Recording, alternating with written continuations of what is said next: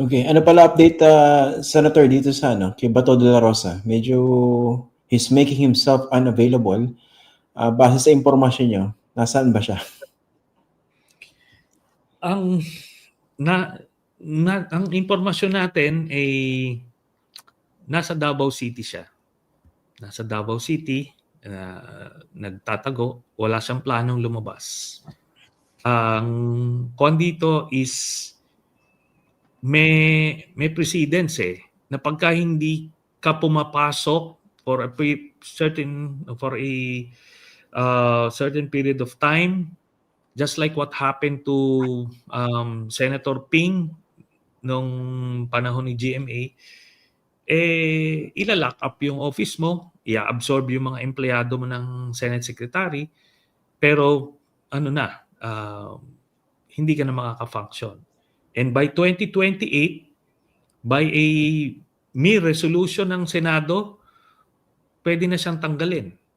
Para 13 na yung pipiliin sa 2028 elections, 13 senators na. So wala naging value yung pagkapanalo niya nung Mayo. Hindi na yan magpapakita. Kung magpapakita man siya, he will try to seek refuge sa Supreme Court, yung cover na doon. Pero I think dapat niya mag-volunteer na lang siya, pumunta siya, samahan niya si Digong doon sa Dahig, di ba? Para may kakwentuhan si Digong doon, magkape-kape sila doon, di ba? Lutuan niya ng favorite dish ni talagang yun. Pwede nilang i-avail yun. Di ba? Kung talagang mahal mo si Tatay Digong mo, di samahan mo dun. Ganun lang naman kasimple yun. Pero dito, makikita na talaga wala naman pala kayong malasakit kasi ang samahan nyo, pera-pera lang ang basis. Di ba? Okay. Pero yung sa akin nga po, no? Officially, wala namang pronouncement yung ICC na merong arrest warrant, no? So, using that as a premise, bakit natatakot si Bato? Bakit siya nagtatago? Napapraning siya Napapraning siya, di ba?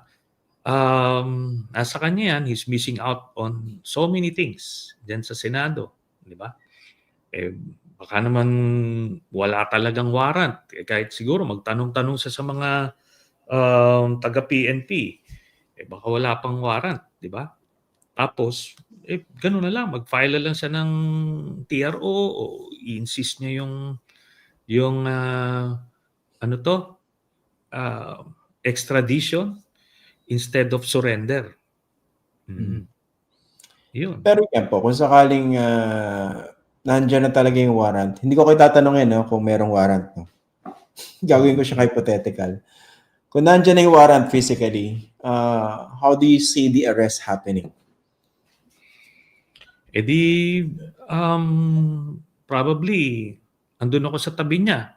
At pagbibigyan ko yung request niya samahan ko siyang na pupusasan siya. Probably, I will be there beside him. So, gano'n na lang yun. Bubulagain ko na lang siya siguro. But, I think, seriously, Salbahe ka, Senator. Salbahe ka. I will make his day. Di ba? I will make his day. Hindi kasi parang out of character for him to face this. Parang ang tendency nila, nakita mo yung mga matatapang na mamamatay tao, 'di ba? Sila o kita mo yung pattern, si Bantag, pasiga-siga, 'di ba? Mamamatay tao pero may warrant, tago.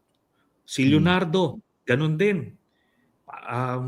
Siya, notorious siya sa pagpapatay ng mga tao.